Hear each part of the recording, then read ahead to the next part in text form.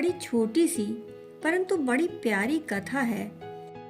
एक बार भगवान कृष्ण बैकुंठ में भोजन कर रहे थे, परंतु भोजन के बीच में ही वे उठ गए और हाथ का कौर छोड़कर द्वार की तरफ भागे।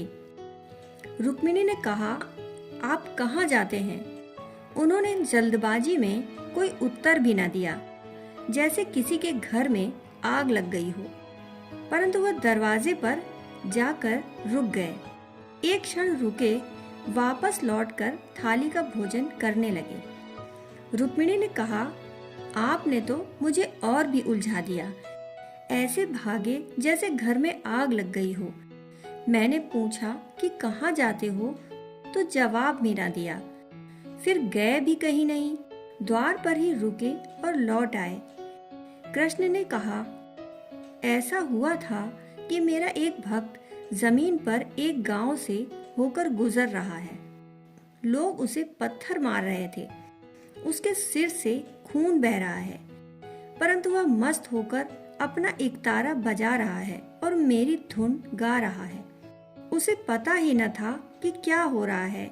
लोग पत्थर मार रहे हैं, लोग गालियां दे रहे हैं, लोग उसे अपमानित कर रहे हैं और उसे कुछ पता ही न था। वह अपनी मस्ती में अपना एकतारा बजा रहा था। उसका गीत टूटा ही नहीं, उसकी कड़ी खंडित ही न हुई।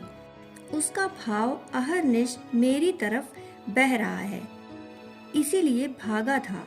उसे मेरी जरूरत थी। वह इतना असहाय हो गया था तो मुझे भागना ही पड़ा। इसीलिए तेरे प्रश्न का उत्तर न दे सका, तो मुझे क्षमा करना। रुक्मिणी ने कहा, फिर लौट कैसे आए?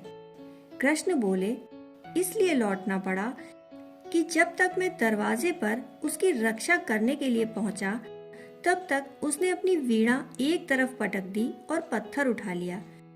अब वह खुद जवाब दे रहा है। अब उसे मेरी कोई जरूरत न रही।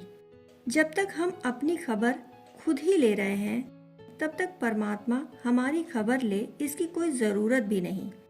हम जब परिपूर्ण असहाय अवस्था में पहुंच जाएंगे, जब हम कहेंगे कि अब हम असमर्थ हैं, जब हमारा अपने ऊपर जरा भी निर्भर रहने का भाव न रह जाएगा, जब हम एक छोटे बच्चे की भांति होएंगे और हमें रुदन के सिवाय कुछ भी न सूझेगा, कुछ भी न सूझेगा सिवाय पुकारने के, उसी क्षण परमात्मा हमारी खबर लेता है।